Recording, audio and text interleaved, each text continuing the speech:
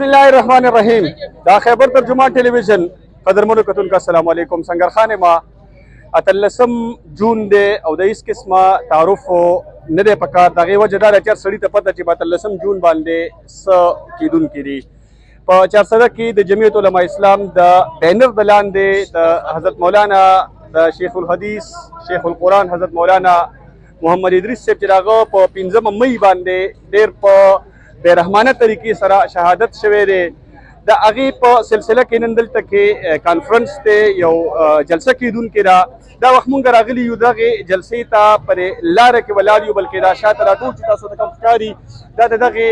سټیج حصه ده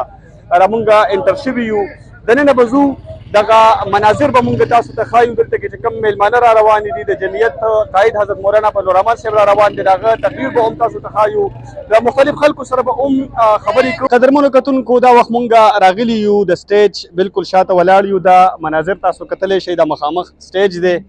تقریبا چې پروګرام شروع شو تلاوت تاسو اورئ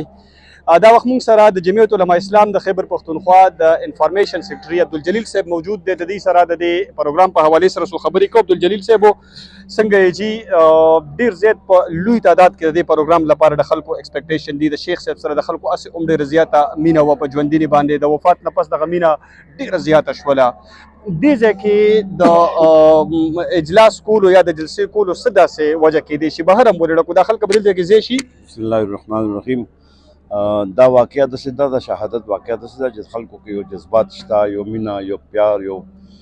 کم استاد شاګردۍ خبره ده کم دغې سره مینې خبره ده دا ټول پاکستان کې دا خلک په دې تمه دي چې د شهادت نه پس د حکومت څه کارګزاري ده چونکې حکومت کارګزاري اوسه پورې ښکاري نه نو جلسه موږ همدلته په دې چارسده چوک کې ځکه کېښوه چې موږ دنیا ته دا واضح کړو چې موږ پوره من خلک یو موږ تاسو نه نور څه مطالبه شته نه موږ ته شیخ صاحب قاتلان موږ ته حواله کوي یا موږ ته ووایي یا موږ ته څه تسلي راکوي اطمینان راکوي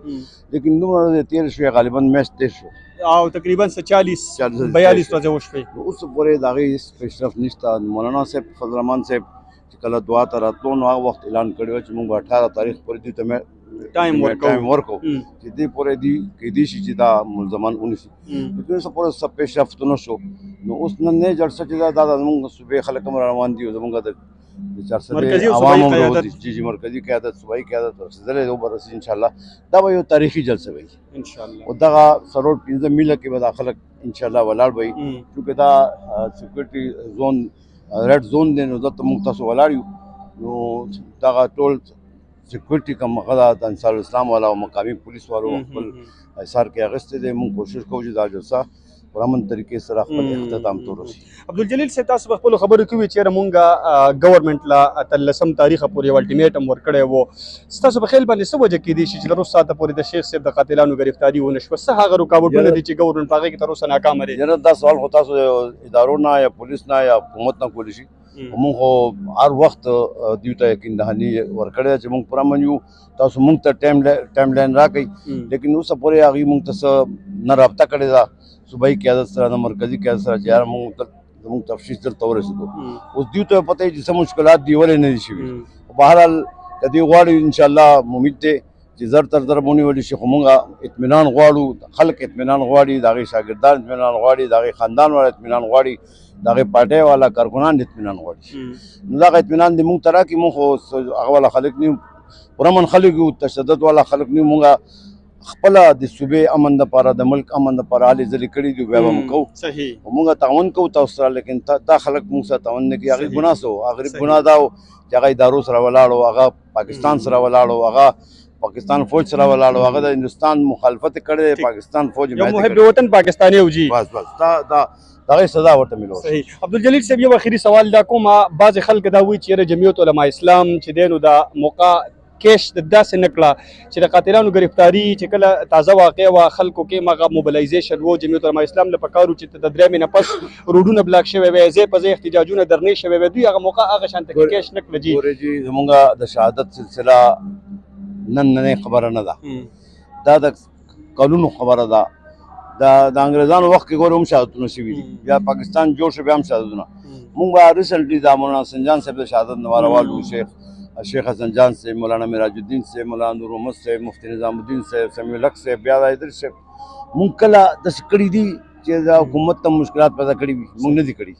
مونږ هر وخت پرامن طریقې سره د خپل د قاتلانو تپوس کوو دا مونږ پرامن طریقې سره لګیا یو اوس ما ته دا ووایې چې مونږ اوس روزو درنې ورکو والا ګولا تشدد شروع کړو نو بیا هم قاتلان خود نه راکوي مونږ ته که نه نو مونږ پرامن طریقې سره لګیا یو حکومت سره تعاون کوو څو پورې زمونږ